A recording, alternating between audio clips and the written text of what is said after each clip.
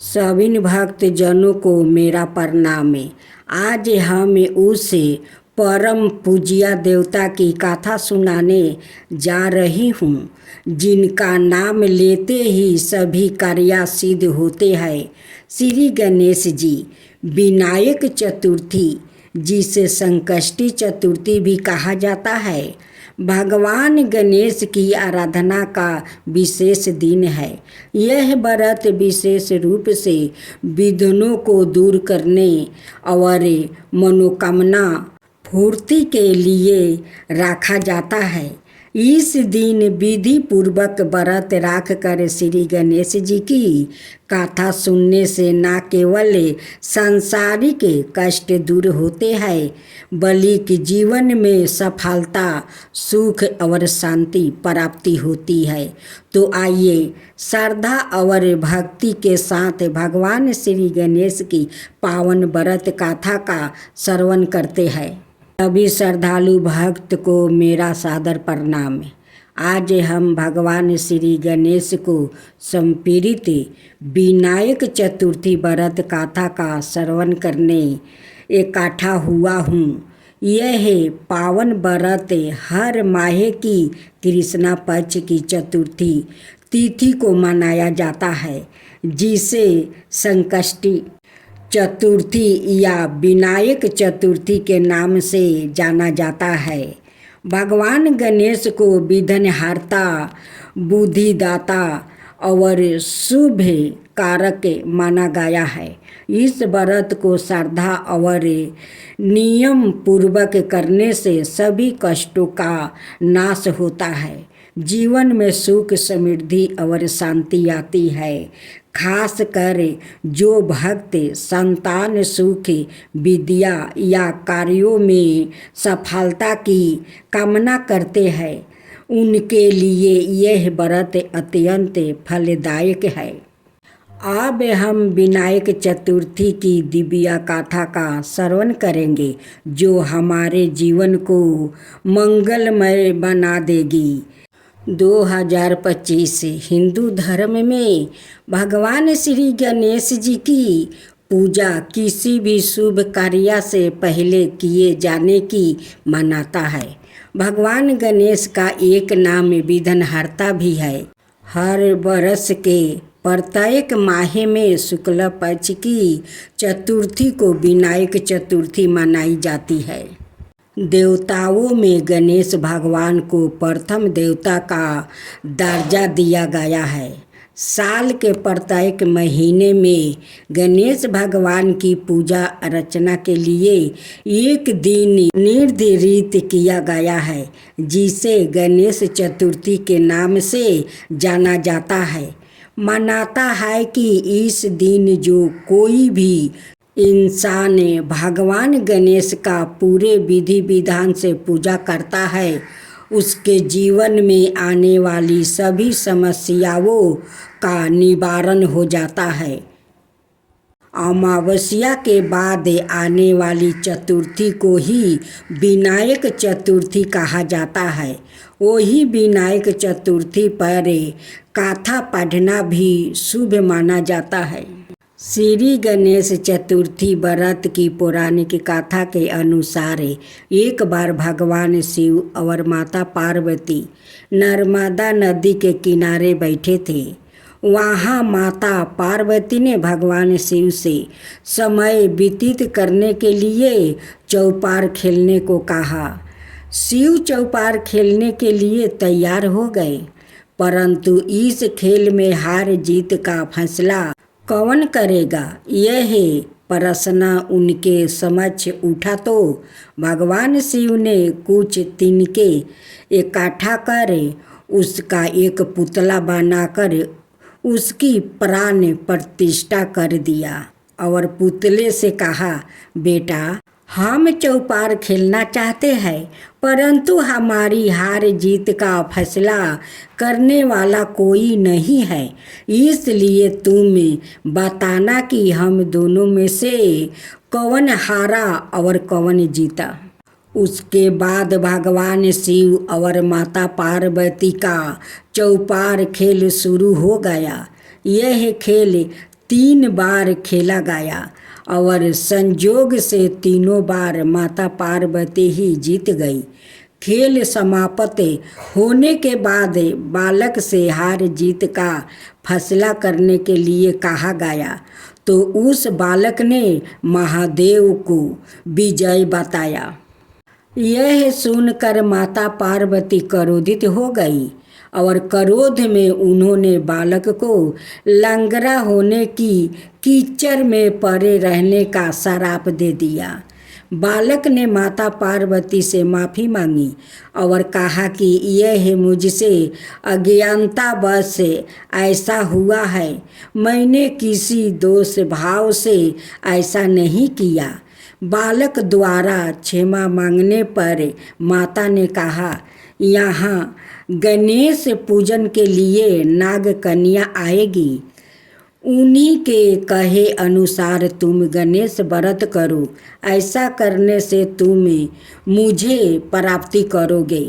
यह कहकर माता पार्वती शिव के साथ कैलाश पर्वत वो चली गई। 1 बरस के बाद उस स्थान पर नाग कन्या आई।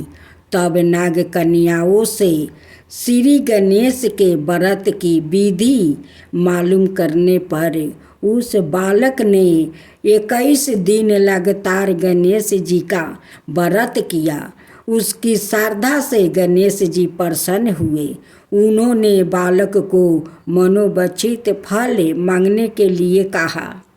उस पर उस बालक ने कहा, हे विनायक, मुझसे इतनी शक्ति दीजिए कि मैं अपने पैरों से चल कर अपने माता पिता के साथ कैलाश पर्वत पर पहुंच सकूं और वो यह देख प्रसन्न हो जाए। तब बालक को वरदान देकर श्री गणेश अंतर्ध्यान हो गए। इसके बाद वो बालक कैलाश पर्वत पर पहुंच गया और कैलाश पर्वत पर पहुंचने की अपनी गाथा उसने भगवान शिव को सुनाई। चौपार वाले दिन से माता पार्वती शिव जी से विमुख हो गई थी और देवी के रूठे होने पर भगवान शिव ने भी बालक के बताए अनुसार 21 दिनों तक श्री गणेश का व्रत किया। इस व्रत के प्रभाव से माता पार्वती के मन से भगवान शिव के लिए जो नाराजगी थी वो समाप्त हो गई। तब यह व्रत विधि भगवान शंकर ने माता पार्वती को बताई। यह सुनकर माता पार्वती के मन में भी अपने पुत्र कार्तिकेय से मिलने की इच्छा जागृत हुई। तब माता पार्वती ने भी 21 दिन तक श्री गणेश का व्रत किया और दूब, फूल और लड्डुओं से गणेश जी का पूजन अर्चना किया। व्रत के 21वां दिन कार्तिकेय सवाई माता पार्वती जी से आ मिले। उस दिन से श्री गणेश चतुर्थी का यह व्रत समस्त मनोकामनाओं की पूर्ति करने वाला व्रत माना जाता है। इस व्रत को करने से मनुष्य के सारे कष्ट दूर होकर मनुष्य को समस्त सुख सुविधाएं प्राप्ति होती है।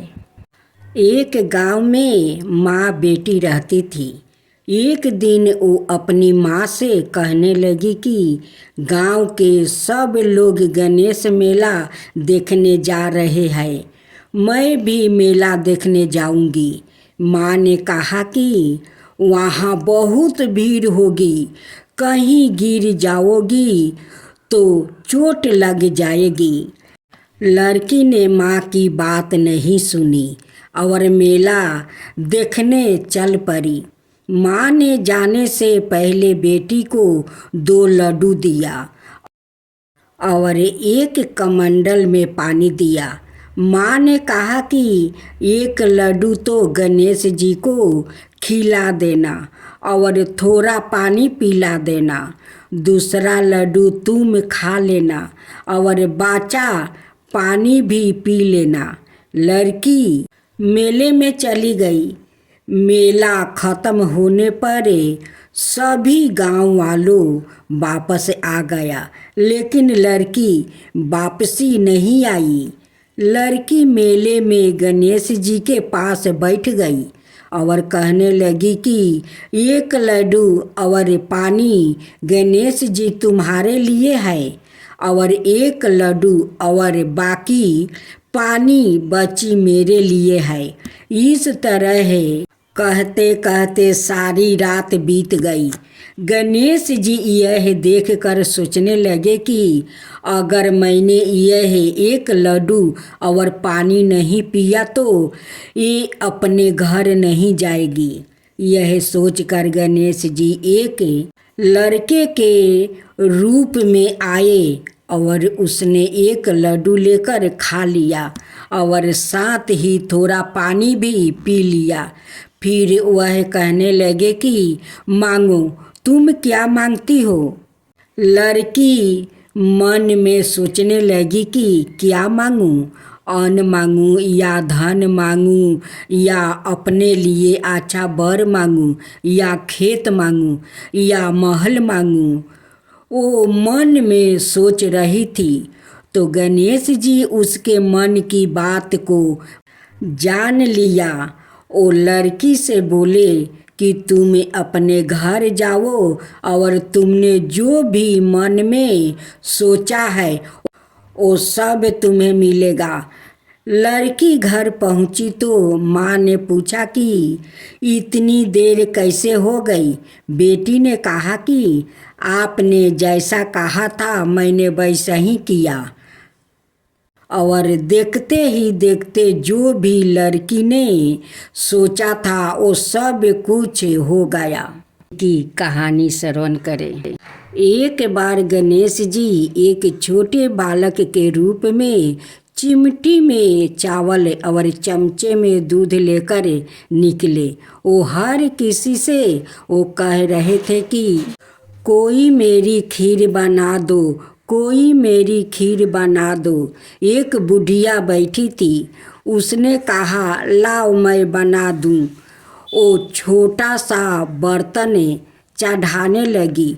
तब गणेश जी ने कहा कि दादी माँ, छोटी सी बर्तन मत चढ़ाओ, बर्तन हो वही चढ़ा दो। बुढ़िया ने वही चढ़ा दिया। वो देखती रह गई कि वो तो पूरा भर गया है। गणेश जी ने कहा दादी माँ, मैं नहा कर आता हूँ। खीर तैयार हो गई तो बुढ़िया ने पोते पोती खीर खाने के लिए रोने लगे। बुढ़िया ने कहा गणेश जी आपके भोग लगाना, कह कर चूल्हे में थोड़ी सी खीर डाल दिया और कटोरे भर कर बच्चों को दे दिया। पड़ोसिन ऊपर से देख रही थी। बुढ़िया ने सोचा यह चुंगली कर देगी, सो कटोरे भर कर उसे भी पकड़ा दिया। बेटे की बहू ने चुपके से एक कटोरा खीर खाई और कटोरा चौकी के नीचे छुपा दिया। अब भी गणेश जी नहीं आए। बुढ़िया को बहुत भूख लग रही थी। एक कटोरा खीर का भर कर वो केवाड़ के पीछे बैठकर एक बार फिर कहा जय गणेश जी आपके भोग लगना, और खाना शुरू कर दिया। तभी गणेश जी आ गए। बुढ़िया ने कहा आजा रे गणेशा, खीर खा ले, मैं तो तेरी ही राह देख रही थी। गणेश जी ने कहा दादी माँ, मैंने तो खा ली। बुढ़िया ने कहा कब खाई? गणेश जी ने कहा जब तेरे पोते पोती ने खाई तब खाई, जब तेरी पड़ोसिन ने खाई तब खाई, जब तेरी बहू ने खाई तब खाई, और जब तूने खाई तो मेरा पेट पूरा ही भर गया। बुढ़िया ने कहा बेटा, और सारी बात तो सच है, पर बहू बेचारी का तो नाम मत ले।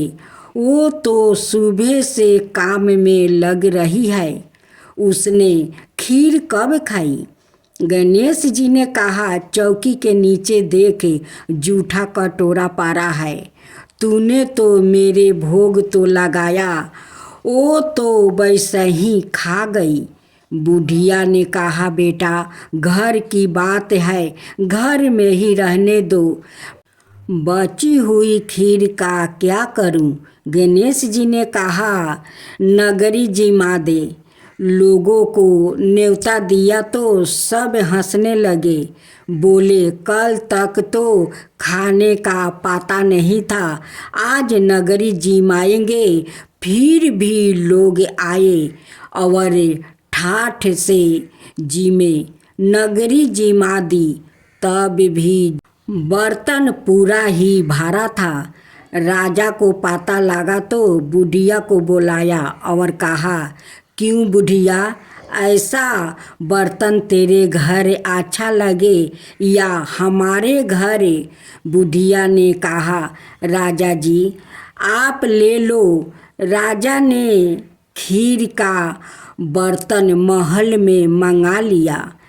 लाते ही खीर में कीड़े मकोड़े, बिच्छू किलकिलाने लगी और दुर्गंध आने लगी। राजा जी ने कहा, बुढ़िया बर्तन आपस ले जा, जा तुझे मैंने दिया। बुढ़िया ने कहा, राजा आप देते तो पहले भी कभी दे देते, ये है बर्तन तो मुझे मेरे गणेश जी ने दिया है। बुढ़िया ने बर्तन आपस लिया, लेते ही सुगंधित खीर हो गई। घर आकर बुढ़िया ने गणेश जी से पूछा, बची हुई खीर का क्या करूं? गणेश जी ने कहा, झोपड़ी के कोने में खोद कर गाड़ दे, उसी जगह सुबह उठकर वापस खोदेगी तो धन का 2 कलश मिलेंगे। ऐसा कहकर गणेश जी अंतर्ध्यान हो गए। जाते समय झोपड़ी के लात मारते गए तो झोपड़ी के स्थान पर महल हो गया। सुबह बहू ने खुरपा लेकर पूरे घर को खोद दिया तो कुछ भी नहीं मिला। बहू ने कहा, सासू जी थारो गणेश जी तो झूठे हैं। सास ने कहा, बहू हमारो गणेश झूठा तो नहीं है, लाओ मैं देखूं। यह सुई लेकर वो खोदने लगी तो टन टन करते 2 धान का कलश निकल आया। बहू ने कहा, सासू जी गणेश जी तो सचो ही। सास ने कहा, गणेश जी तो भक्ति भाव के भूखे हैं। ए गणेश जी, जैसे तुमने बुढ़िया को दिया वैसा ही सबको देना। कहानी कहने वाले, हुंकार भरने वाले, कहानी सुनने वाले सबको देना। जय गणेश।